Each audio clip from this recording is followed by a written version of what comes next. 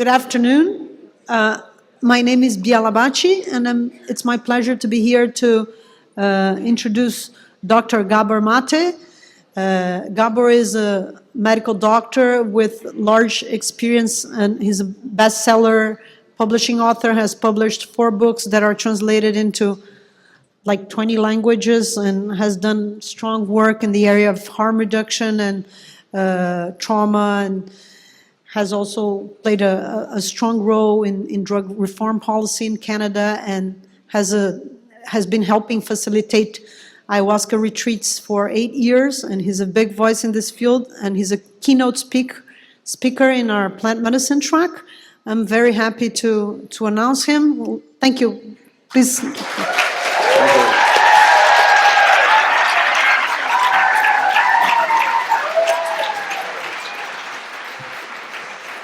I'll introduce her. I'll introduce her.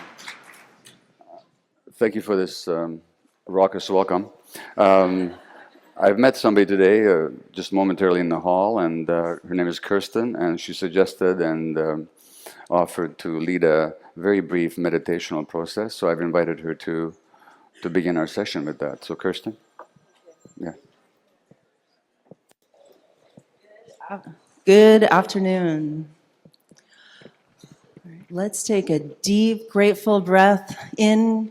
Gratitude to MAPS. Thank you for all your work. Deep breath out. May the research continue to expand.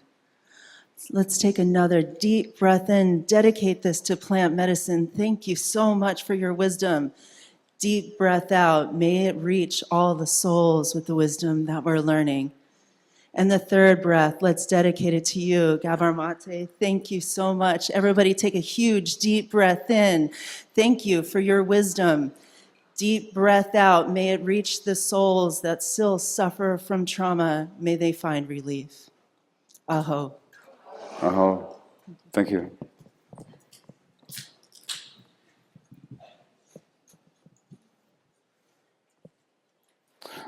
Ten years ago, which was close to the end of my clinical work as a physician, if you had told me that I'd be addressing hundreds of people at a psychedelic conference, I wouldn't know what drugs you were taking. That I am here speaking to you and that you're here listening to me reflects both the crisis of Western society and also the wisdom of cultures that in our arrogance we ignore and even suppress. Now, psychedelics, as you know, have been used, and plant medicines have been used by humankind for ages. In fact, one of my favorite books is Homer's Iliad and then the Odyssey. And rereading the Odyssey just a few months ago, there it is, plant medicine. This book was written down, composed probably 2,700 years ago, and written down maybe 2,400 years ago. And the hero Odysseus is heading home from the Trojan Wars and is going to suffer many setbacks and blockages along the way. And at one point he is telling his story to some of his hosts on his way home to his island. And this deep sadness that overcomes the company at the losses and traumas that they had endured in the Trojan War. And then Helen, the face that launched 1,000 ships, who was at this dinner, then gives them a plant medicine. So I'm just going to read you these few passages from Homer about what happens. Then Zeus's daughter, Helen, thought of something else. Into the mixing bowl from which they drank their wine, she slipped a drug, heart's ease, dissolving anger, magic to make us all forget our pains. No one who drank it deeply, mulled in wine, could let a tear roll down his cheeks that day. Not even if his mother should die, his father die. Not even if right before his eyes some enemy brought down a brother or darling son with a sharp bronze blade. So the power of the plant medicines to ease human suffering.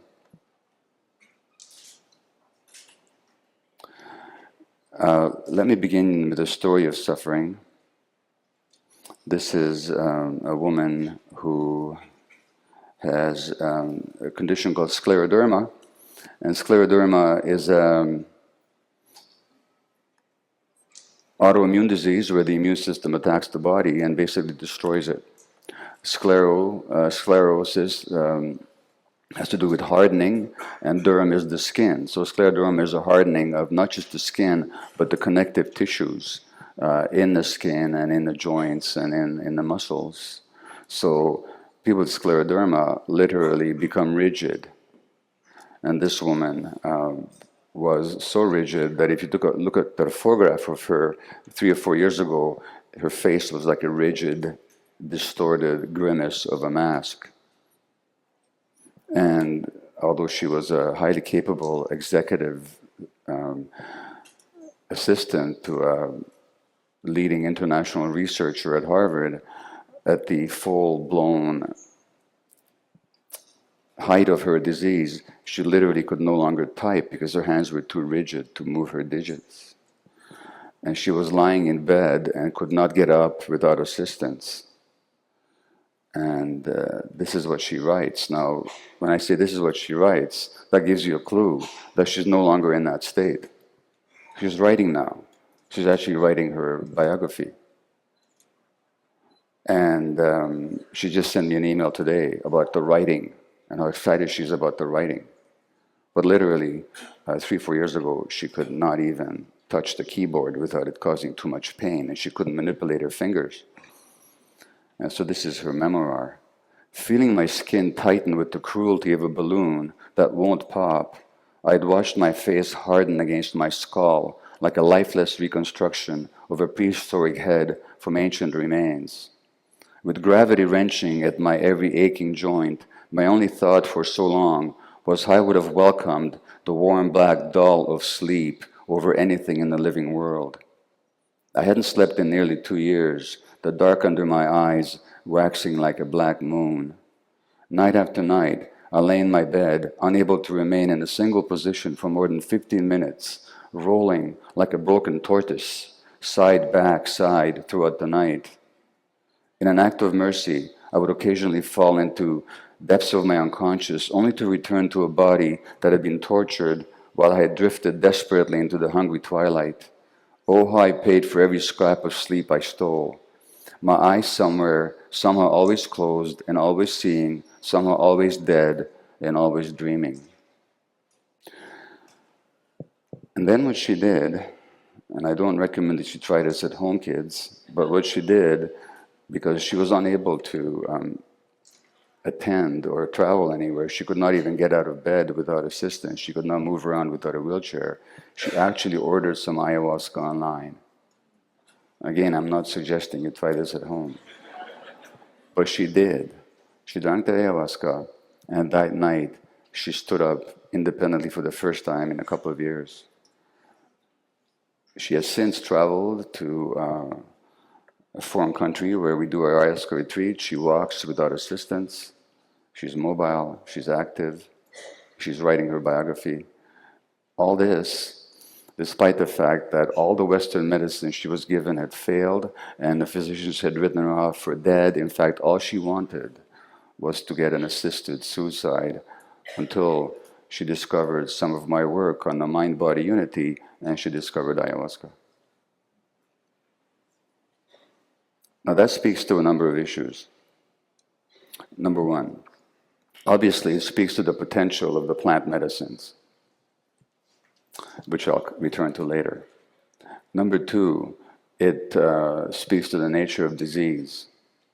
Now, disease in North America and in Western medical ideology is perceived as a biological entity that strikes people for either genetic reasons that we can identify or for causes that have to do with random bad luck, which we cannot identify.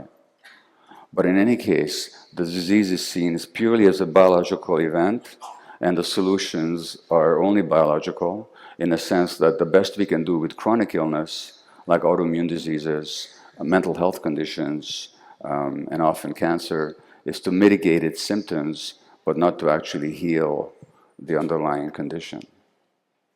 And that's the best that Western medicine has to offer. Now, as a physician, I'm well aware of the miracles of cure that Western medical practice can also offer in many acute conditions. But we're really inept at dealing with chronic conditions of the mind and the body. And if we're inept, it must be because we don't quite get what it's all about. And if we're looking in the wrong direction, we'll never find the answers. Now, a big difference between Western medicine and shamanic medicine is that Western medicine cleaves the mind and the body, let alone the spirit that it's not even aware of, into separate entities, and it considers that they have no impact on one another, no relationship to one another when it comes to health and illness. The reality is otherwise. The reality actually is that you cannot separate mind from the body in health or in illness. And let me just give you an example. A study last year showed that amongst American black women, the more experience of racism a black woman has had to endure, the greater her risk for asthma. So there's something about the nature of racism that clearly stresses the individual, and that stress can cause perturbation of her lung functioning. This may seem mysterious, but it isn't at all when we consider also the studies that show that the more stressed the parents are, the more likely the kid is to have asthma. And of course, how we treat asthma is with stress hormones. Clearly, chronic stress disorganizes the immune system, and through the connections of the emotional brain with the nervous system, it actually constricts the the airflow to the lungs. Is that the problem of an individual?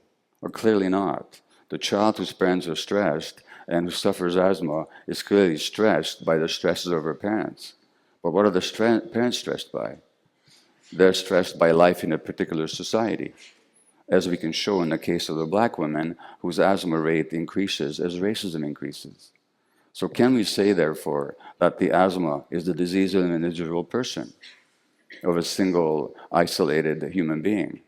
We cannot say that. We have to explain and understand that the asthma is actually a manifestation of a whole culture and a whole way of living, as it has an impact on the psychology and therefore the immunology and therefore the physiology of a human being, which is to say that the only rational scientific way to understand human beings is that we're biopsychosocial creatures, which is to say that our biology interacts with and is affected by our psychological and social relationships, which also means by the culture and society that we live in.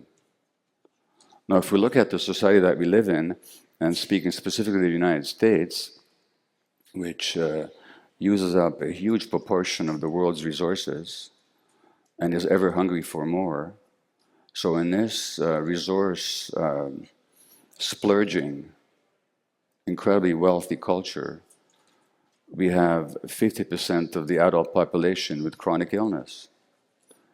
Something like 70% of adults are on some kind of medication or another.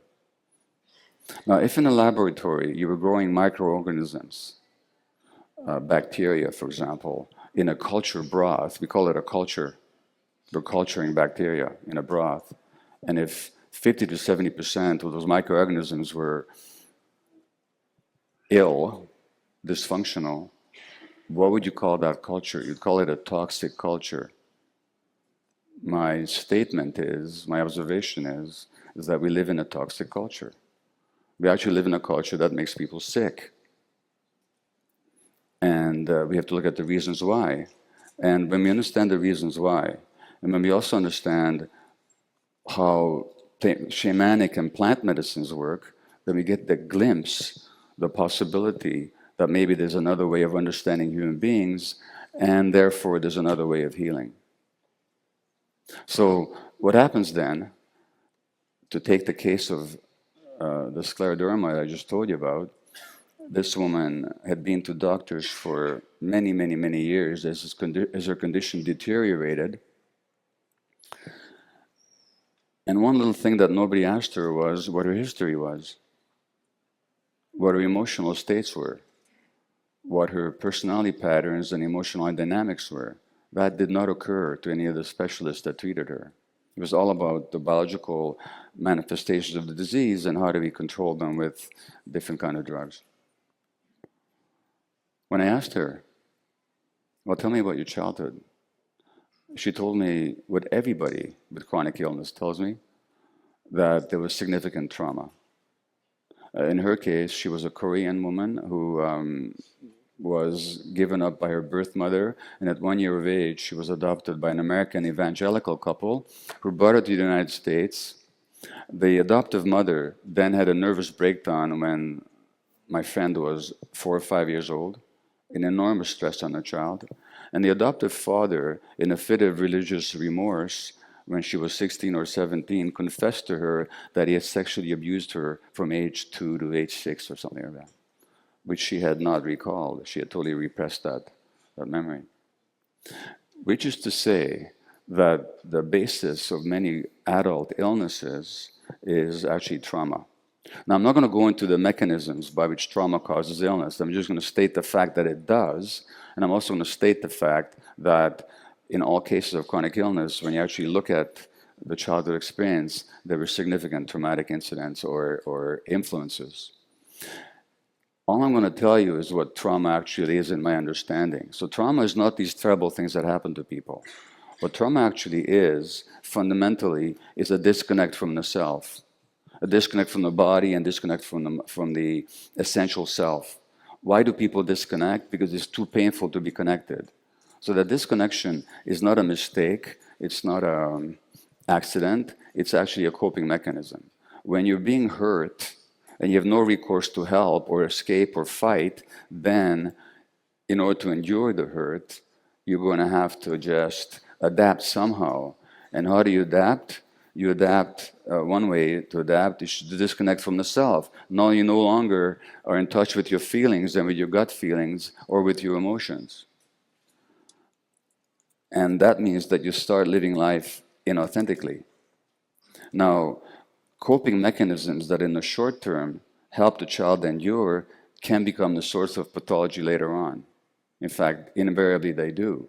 And this is recognized actually in scientific research and in medical research. It's just not recognized in medical practice. So I'm going to quote you from an article from the journal Pediatrics, which is the official journal of the American Pediatric Association. And the article is from Harvard University. And they say, growing scientific evidence demonstrates that social and physical environments that threaten human development because of scarcity, stress, or instability can lead to short-term physiologic and psychological adjustments that are necessary for immediate survival and adaptation, but which may come at a significant cost to long-term outcomes in learning, behavior, health, and longevity. In other words, the very things that a child automatically and unconsciously does to endure early stress will become a source of pathology and dysfunction later on. And there's all kinds of scientific evidence, not only of how this is so, but why this is so. Which means to say that when you see somebody with a mental illness, let me just give you an example of depression as a case of how a coping mechanism becomes a so-called disease. So if you look at the word depression itself, what does it mean to depress something? It means to push it down. And if you've ever been depressed, what gets pushed down are the emotions. There's a kind of flatness to life. But why would somebody push down their emotions? They would push down their emotions if those emotions are very painful and if there's no holding environment when those emotions can be experienced and processed. As in the case of a child whose parents are too stressed, too dissociated themselves, too traumatized, too unavailable to help the child move through the natural pain and fear and grief that life will cause. Well then, how does such a child, and the anger that may arise, how does such a child then deal with those difficult emotions? Pushes it down. And 20 years later, 30 years later, diagnosed with depression. And now the medical profession says, you've got this brain disease. You probably inherited it, and it's biological. And the only solution is a biological one. Here's a drug that you can take for the next 20 years. Instead of actually looking at the original cause and how to help that person reconnect with themselves so they can feel their emotions and experience their pain and their grief and their anger, whatever else happens to be there. Now, that's the Western medical model. So not only does life experience in this society traumatize a lot of people, then the treatment model is such that it narrows down the understanding of what happened to them to a single, simple biological entity that then we basically control by means of pharmaceuticals. And that's largely the Western medical mindset in which I was trained, and which doctors continue to be trained. And I won't even go into great detail about brain development, because when we talk about addictions or depression or anxiety as diseases of the brain, which we talk about as if they were biological entities lodged in the brain purely, we're ignoring some simple little fact, which is that the brain itself develops an interaction with the environment. So in the same Harvard article, they talk about how the fact that the brain is constructed through an ongoing process that begins before birth. So already what happens to pregnant women will have an impact on the brain development of the child, and continues into adulthood. And then they say, the interactions of genes and experiences literally shapes the circuitry of the developing brain and is critically influenced by the mutual responsiveness of adult-child relationships, particularly in the early childhood years. Which means to say that the critical influence on the physiological development of the brain circuits implicated in all mental illness and addictive behaviors is actually the quality of parent-child relationships. Which then, if you look at what's happening on a social level, when depression and anxiety are the fastest growing diagnoses on our campuses, both in Canada and the US, anxiety is the fastest growing diagnosis. When according to the World Health Organization, we're seeing 5 times as much depression as we saw 10 years ago, we cannot be looking at genetic factors, because genes don't change in the population over 5, 20, or 30, or 40, or even 400 years. What we're looking at is the impact of stress on the parenting environment. And what is causing that stress? The growing inequality. In the United States, the top 1% of the population has a 15-year-old longer expected life expectancy than the bottom 1%. Inequality kills you. Social stress. Every time a Walmart goes up or a Costco goes up and local stores die, and now you get into your car, instead of walking to your neighborhood store, you get into your car all by yourself and you go to a place where you don't know anybody. Well, you might get it for cheaper, the goods that you're looking for, but you've also lost social connections. And social isolation kills people. People who are isolated will die, get sicker quicker, and die sooner of their diseases. Because again, the biology of people cannot be isolated from their social and emotional and psychological environments. And all you have to do is remember the death of Debbie Reynolds one day after the death of her daughter, Carrie Fisher. You think her stroke was an accident? It was a response to unbearable pain, because you can't separate people's biology from their emotions. Now, in contrast to the Western view, shamanic medicine, plant medicinal practices, has always assumed, or I shouldn't say assumed, but known intuitively that mind and body are inseparable. So when the shamans work with you, they don't make a distinction between your mind and your body. It's all one unit. And so in the ayahuasca ceremony, when the chanting takes place, that chanting is very directly aimed at whatever is happening to you on a bodily, energetic level, which also shows up in your emotional states and in your thoughts, so that it's a completely holistic practice. So even if you did not allow any credibility to the power of the plant itself, the very nature of the healer and you might say recipient interaction is healing. because they're working with the whole mind-body unity. Number one. Number two, as my friend Peter Levine, who's a leading trauma researcher, writes in his book, In an Unspoken Voice, he says, rather than being a disease in the classical sense, and he's talking about trauma, and I'm saying that trauma is at the heart of virtually all illness. Rather than being a disease in the classical sense, trauma is instead a profound experience of dis-ease or disorder. What is called for here is a cooperative and restorative process with the doctor as an assisting guide and midwife. A midwife to what? A midwife to the rebirth of that individual as a whole, unified, organic entity. That unified entity that was cleaved when trauma happened and the person had to disconnect from themselves in order to not to endure so much pain. So if you look at the essence of trauma, it is actually that, as I said before, that disconnection from the self.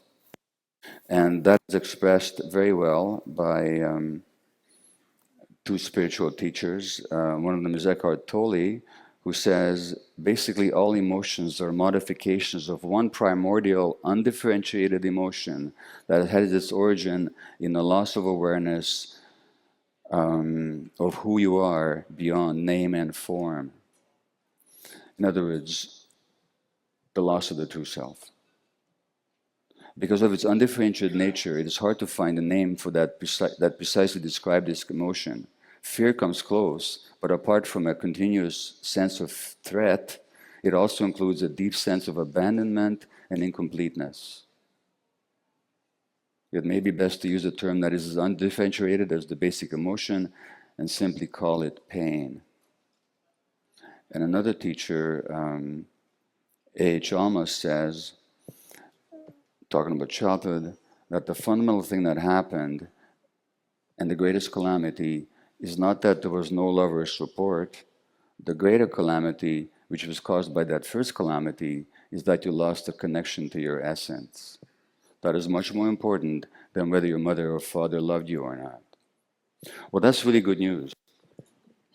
Because if the trauma was that you were sexually abused, or that your parents were too depressed to really connect with you, or too stressed to be emotionally available to you, or if they hit you or emotionally stressed you, if that was the trauma, then unfortunately it's over because that happened decades ago.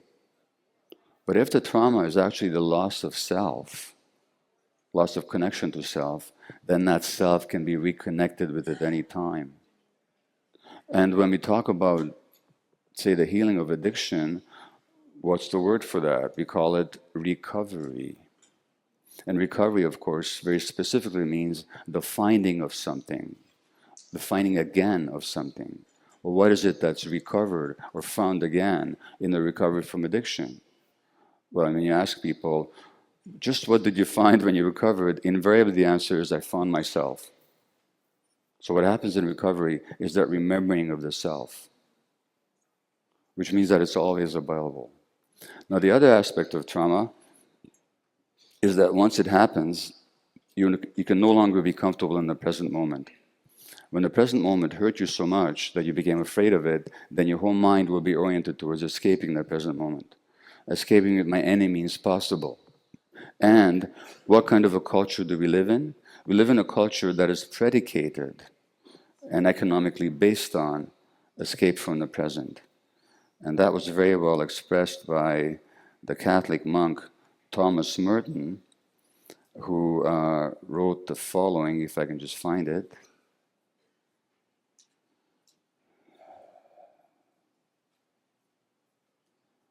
And maybe I can't, but that's okay. Maybe I can. Maybe I can't. Well, I'm not gonna sweat it. He basically said that society is based on the satisfaction of false needs, and that entire industries under the beneficial wings of capitalism, our entire industries are dedicated to exciting every nerve in our bodies so that we can be focused on externally trying to meet these false needs. And that it's all about escape, whether you're talking about the products of our factories or the products of our entertainment industry, we're looking for the most part at escaping from ourselves. So, we live in a society that causes us to escape from ourselves. And why is that? It's because, as I said earlier, connection has been lost. Now, if human life began at that wall over there, when I say human life, I don't mean our current species. I mean hominid existence on the earth, human-like or humanoid precursor species. If they began their existence on earth 2 million years ago, which is about right, which is that wall over there, and then if that door there represents modern society, then until this far away from that wall, we lived in hunter-gatherer groups, small band hunter-gatherer groups, which means that we lived in a social context, intimately related to other human beings, and children were never separated from their parents. And children were always picked up. No primordial human being, just as no cat or no orangutan would allow a baby to be distressed and not go to their help. Whereas in our society, we tell people to let their babies cry to go back to sleep. So we become disconnected from other people. We no longer live in those close groupings. In other words, we evolved as social creatures. The whole ideology of human beings as competitive, individualistic, and aggressive is simply a reflection of the kind of values that this society thrives on. When I say this society thrives on, I don't mean that we as human beings thrive on it. I mean the people that derive profits thrive on an ideology that creates human beings as individualistic, aggressive, and competitive. It justifies the very nature of the society. So they create an image of human beings that reflects the needs of the dominant groups, but they don't reflect real human nature. Real human nature, evolutionarily, could not have survived unless it was cooperative, compassionate, and social. So when we have a society that denies basic human nature and then creates false needs where our real needs are not being met, now we have false needs that have to be met and we're all chasing these false needs, what are you going to get? It's a lot of disconnection and a lot of stressed people. And as a result, a lot of stressed children. And how does that show up? It shows up in the millions of children being medicated for all kinds of mental health conditions. And people are wondering, what's this all about? What's this all about is the very toxic nature of this culture. Now, if you look at the research on what is the optimal parenting environment, the optimal parenting environment, guess what? Is the hunter-gatherer tribe, where children have connections to many adults, where many adults serve as parents, where children are always with the adults, and they grow up under adult leadership, and people are cooperative. So I'm going to read you a description, and such human beings still exist on the earth, although thanks to the benefits of globalization, there are fewer and fewer of them, and they're going to be fewer yet, as we can probably predict. But this is from a book called Memoirs of an Addicted Brain by Mark Lewis. And Mark Lewis is describing a journey to the Malay Peninsula where he was doing some research. Let me read you a description of two human beings that might seem quite wondrous and strange to you, but it actually reflects who human beings are. Just before reaching the highlands, almost desperate now for a shower and a normal meal, I met a pair of orang asli, these are tribesmen, who looked like they just stepped out of a time machine. I was ahead of the others, so I was the first to see them. A man and a boy of 10 or 12, father and son, I was sure. They stood so still that I almost bumped into them, and my first reaction was fear. The man held a blowgun by his side. It was as long as he was tall, and I knew it was equipped with a poison-tipped dart. He held it casually upright beside him. He wore only a loincloth. The boy was completely naked. We gaped at each other, maybe for just a minute, but it seemed much longer.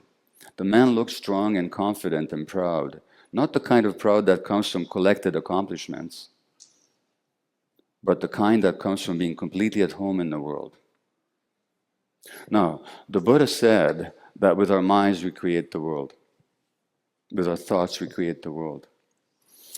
What he didn't say, and this is modern psychology's job, is to point out that before with our minds we create the world creates our minds.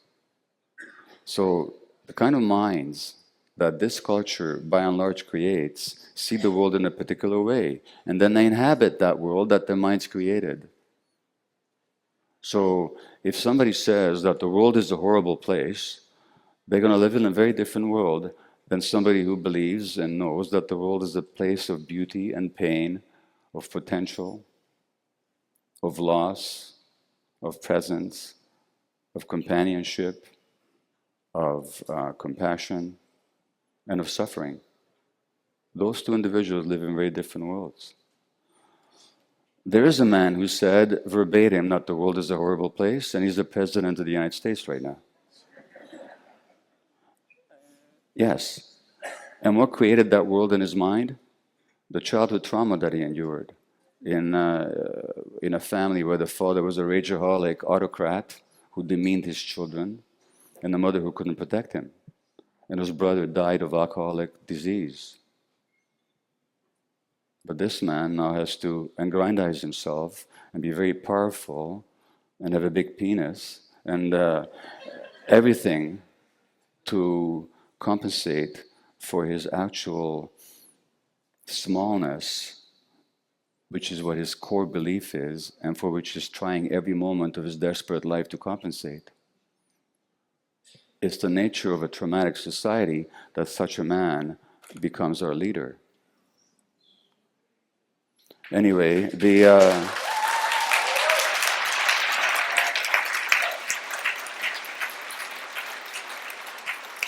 man looked strong and confident and proud, not the kind of proud that comes from collected accomplishments, but the kind that comes from being completely at home in the world. His smile was magnificent. He seemed to revel in this unfathomable moment. There was nothing he needed to say or do, but the boy's expression and stance were even more remarkable. He regarded me with a face so open, so unclouded, that it seemed to lie outside the repertoire of the human. His eyes were a window between his body and the world outside him, uninterrupted by the opacity of self. Have you ever looked at the world uninterrupted by the opacity of this artificial self that you believe yourself to be? And that's where the plant medicines comes in, by the way, because they allow you to do just that. Not an atom of self-consciousness, not a hint of anxiety, no shyness, no attempt to please. For days I tried to understand what I had seen in this boy, and bit by bit it came to me. He knew himself instinctively, without a self-image to maintain and adjust, without norms and standards by which to evaluate himself. He felt exactly what it was like to be at home in himself. And ask yourself, how often have you felt completely at home in yourself? And for this I envied him enormously, because no matter how hard I tried, and despite my additional years, I couldn't find myself, couldn't know myself, not like that. All I could find was a collection of evaluations. Now that not knowing oneself, again, is the essence of trauma. The boy stood completely still with his father's hand on his shoulder. There was no flinching away in anxiety, no concern that he would do the wrong thing and shatter the delicate father-son relationship. No contracting in shame because his father knew him and accepted him completely. No concern about being too strong because there was no way that would be taken as a challenge. No fear of being too weak because his father, his family, and his tribe were there to protect him. These were my conclusions, and maybe they were etched partway between rational conjecture and wishful thinking. But beyond envy, the experience gave me a sense of optimism. Watching that almost half man standing on the path near his home, reflecting later on what I had seen in his posture and in his face, I was left feeling amazed and hopeful. It was possible to be wide open and unafraid in this world. It was at least possible. Now, that is what it means to be a human being, to be actually open and unafraid in this world and connected to oneself. So, it was 8 years ago that I first, 9 years ago now, that I first found out about plant medicines. And it was simply because after the publication of my book on addiction in the realm of hungry ghosts, I kept getting all these inquiries as to what I know about addiction, and which was based on the idea that addiction is rooted in trauma. I began to get many inquiries about what I knew about the healing of addiction through plant medicine, especially ayahuasca. And I knew nothing about it. I was even getting irritated with the question because don't ask me things I don't know about. I just read a 400-page book. Can you ask me about something I know about?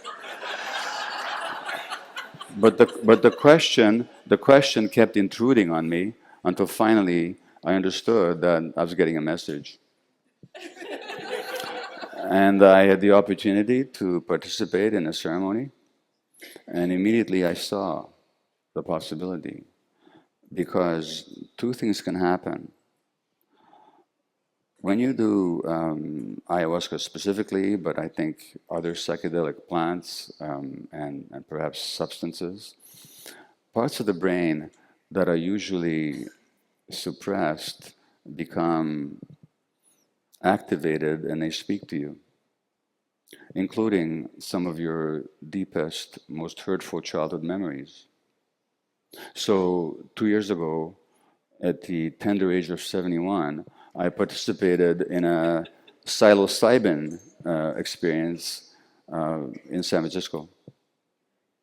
And I was lying on the mat, and the woman I was working with was just sitting next to beside me. And all of a sudden, I just started crying, just sobbing.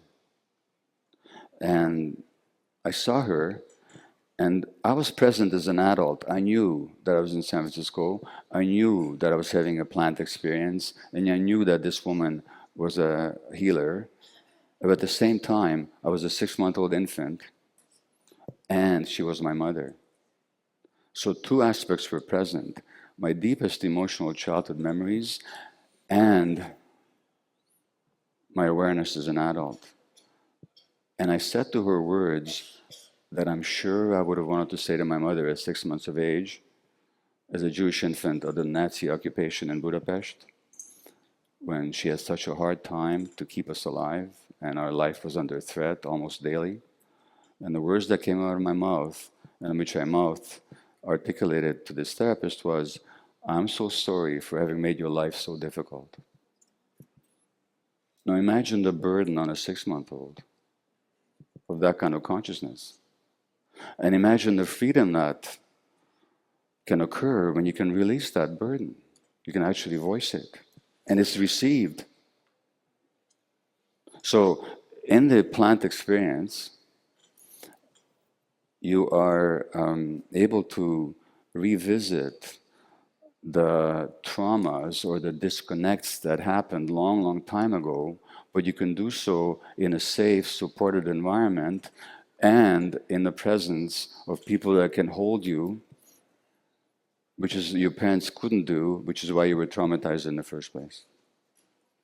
That's the one thing that they can do. And that's powerful work. I'm not saying it's instantaneous, I'm not saying it's immediate, and I'm not saying that everything changes all of a sudden because you've had that experience, but it opens up a whole slew of possibilities for healing, or reconnection with the self, which is the essence of recovery, is when you reconnect with the self. In other words, you get to experience what it was that got between you and the self in the first place. And then secondly, on a deeper level, in my first experience of the plant, I just experienced deep love. And I'd remembered and understood with some self-compassion how I had actually run away from love so often in my life. How I had betrayed love, in fact, because it was so vulnerable. Because in the first place, when I loved, I was hurt. So then you spend your life escaping from love or looking for it in the wrong places. But when you reconnect with love, you connect with who you are, because that's who we are. That's our essence. It has to be our essence, because without it, we'd never have survived as a species. In short, to encapsulate the plant medicine experience in the right context, and I have to really emphasize the right context, you experience how you lost that connection, but you experience also what you were disconnected from, which is your true essential self. Now that's a simplified statement of it, but that is the process. That is the process that opens up, that these plant medicines make available to you. So not only that, as Peter Levine says in his book, there's something else here as well. He says, in contrast to the Western medical approach where I am the expert and I'm going to cure you, in the shamanic traditions, he says, contrast the alignment to that of the shamanic traditions where the healer and the sufferer join together to re-experience the terror while calling on cosmic forces to release the grip of the demons. The shaman is always first initiated via a profound encounter with his own helplessness and feeling of being shattered prior to assuming the role, the mantle of the healer. Such preparation might suggest a model whereby contemporary therapists must first recognize and engage with their own traumas and emotional wounds. Now, you know, that's just the opposite of what we do in medical training, you know, just the opposite. So that's why I'm saying that even if we leave out the use of the plants, just absorbing the lessons of the plant traditions into the therapeutic model will go a long way towards restoring healing to psychological and psychiatric and medical healing. And there's one more quote I wanted to give you if I can possibly find it. And again, I've lost it. Just give you one quick second, and if I don't find it, well, you know what? Indulge me for 10 seconds, because I do want to find this one. Yeah, here it is. This is from a book called A Story Waiting to Pierce You, which is about Tibetan shamanism. And remembering, he says, is simply a matter of recollecting the essence of ourselves. And then he says, when it comes to how difficult it is in our society to get this message across, to get it accepted, to get it understood, because there's powerful resistance to it, but just ponder these words. He says, times change, are always slipping and shifting. Things that once were necessary, are allowable, are not even possible anymore, because the energies and opportunities are no longer the same. Suddenly the directions of life have switched, and a new path opens up for us ahead. And I'm suggesting that here at this conference, and with this kind of work, we're actually forging a new path. Suddenly the directions of life have switched, and a new path opens up for us ahead, full of obstacles to begin with, but easier and easier for anyone to follow as soon as the first travelers have cleared the way. Before we know it, yesterday's impossibility will be tomorrow's laziness. Thank you.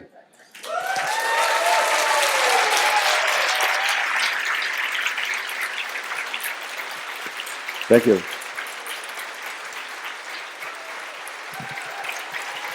Thank you. Thank you. Right. So we have a few minutes, 7 minutes or so for questions or comments. So where's the mic? Via's got the mic right here. Let me just give an apology. I know that books are for sale here. Within half an hour of this event ending, I have to leave, catch a plane to my next gig in Salt Lake City, so I won't be here. I'm so sorry. I'd like to have met many of you and talked with you, but that won't happen.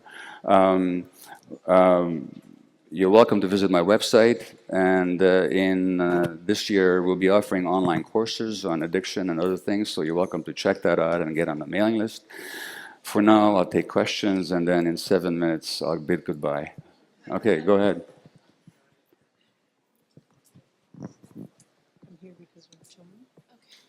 Hi, Hi. my name's Kira.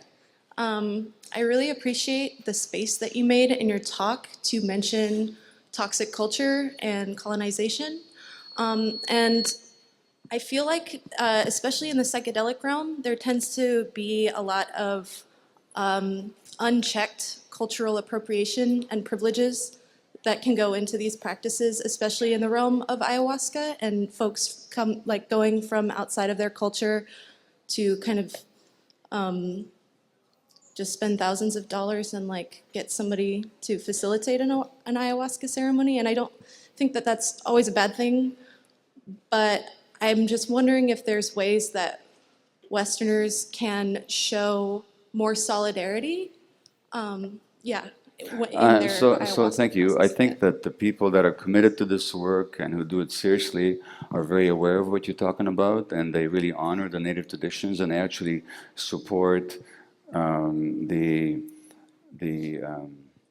protection of the Amazon jungle and the respect for native traditions.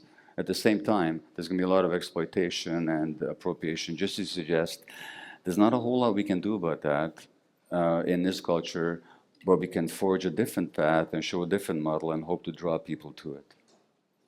Okay.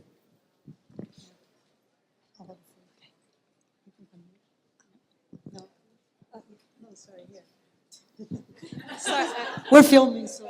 Say something. Okay. Hi. So my question is around supporting our families and friends that have different illnesses and health stuff going on who can't always go to Peru and work with the Shipibo. What are some of the programs that you know to support family members and people that have serious illness and other things? Like, what are some of the resources beyond going to Peru that many young people around my age are doing, but it's not accessible to others?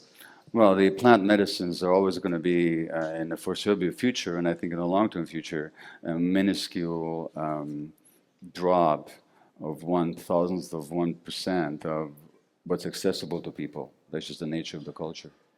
So there's got to be treatment modalities that understand these principles. For all the research that MAPS will do, it's going to take a long time before, say, MDMA, which is not a plant medicine, but MDMA is really available to many, many, many, many people to heal PTSD, for example, because it'll take a long time to train that many practitioners and to make it available.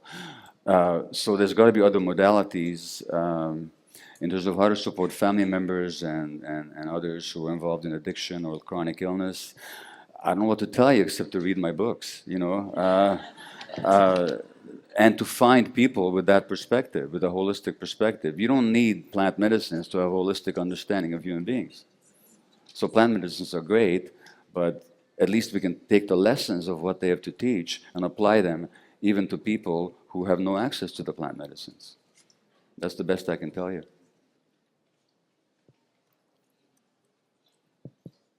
Hello. Hi. So quality of parental connection, that was the part that really struck me about what you were talking about. And as a parent now of a 15, almost 16-year-old daughter who is flailing and an 8-year-old son, my question to you is, how do we create that quality when we are stressed and we're disconnected and we're in a concrete jungle and and the devices and everyone's plugged in all the time and Well, how so do we look, do that?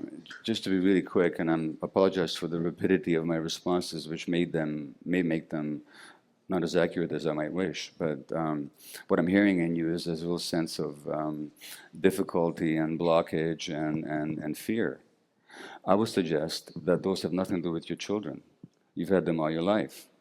In fact, that's what stressed your children in the first place. So my first suggestion to you is that you deal with that in yourself. And then you'll be somebody who can approach your children from a position of possibility, not of impossibility.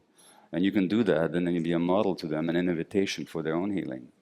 Specifically, I wouldn't, if you want to deal with kids, and I don't mean to be self-serving here, but I highly recommend you read my book on child development called Hold On to Your Kids. That'll give you a lot of tools, but beyond any tools, it's who you're being for them that makes the biggest difference. And if you're coming from a sense of despair and difficulty, you're not in a position to help them.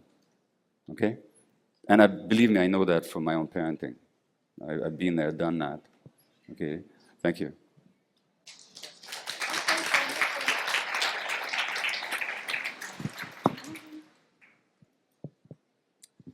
Hi. Hi, Dr. Maté. Hi. Thank you so much for being here.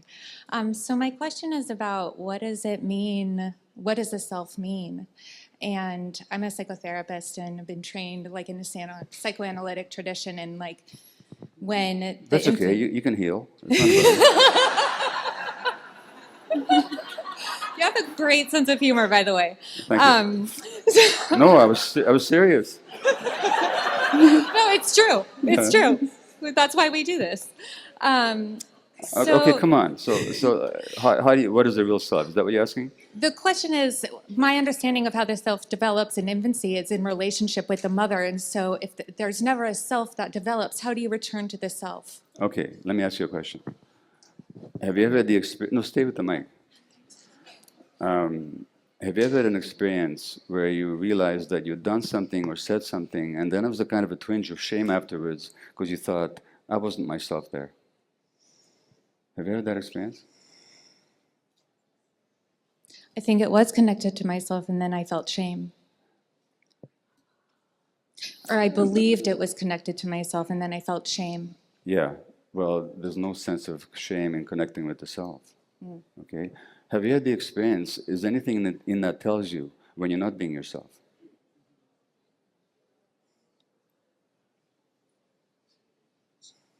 It's hard to answer. Well, then you need help. Yeah. Yeah. You know, and I can't give you an intellectual answer to that because I don't want to speak to your mind. Your mind has already had a lot of training. I think the self is ever evolving. Okay, I'm not going to get into an intellectual discussion. I'm telling you that the self is right here in the gut. No. Have you had the experience of having a strong gut feeling, ignoring it, and being sorry afterwards? Absolutely. Okay, that's when you were not being yourself. Okay, Thank you. but the gut was there to tell you. You got to just pay attention to that. And if you don't know how to do that, you need to get help how to do that. And then you know what the self is. It's not an intellectual concept. Fair enough? Got it. Thank you. Thank you.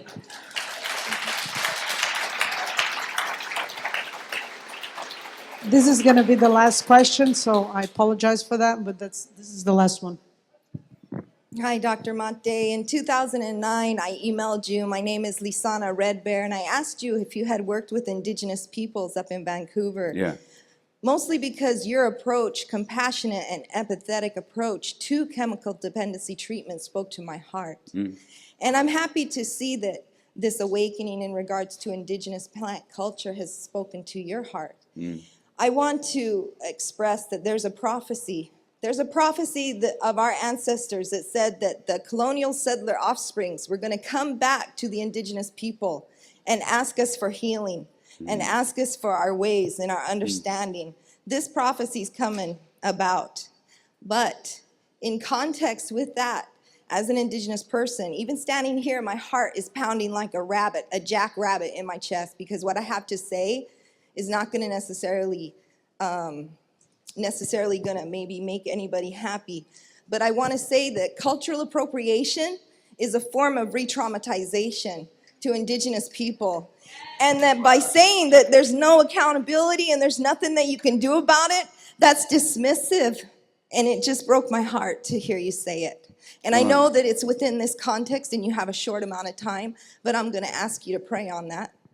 Well, if that's what you heard me say, listen, I get it. If that's what you heard me say, given your experience, I can see why it would break your heart. But when I speak to indigenous groups in Canada, which I often do, because they want to hear this message, they want to understand about their historical trauma and their current addictions, and I totally understand. I totally understand. What I'm saying is I get a lot of invitations from First Nations groups in Canada. I can't keep up with it because I want to hear this message. And one of the things I say to them is that we have a lot to learn from you. That's not if I learn from somebody, I'm not appropriating anything. I'm just learning. So in the First Nations traditions, there's a lot of communal activity and supposed of individual healing. There's a lot of chanting and ceremonial work. But here's what I'm noticing with you right now, and I'll have to finish speaking here. You're speaking from a deep wound. I'm sorry you took what I said the way it occurred to you. I'm not going to make you wrong for it, but I cannot stand here and heal your wound. I just can't do it. But everybody here to just be accountable for your own white privilege. all right, well, look, I appreciate your courage in standing and challenging me, and I'm very grateful for it. Thank you, and thank you all for listening.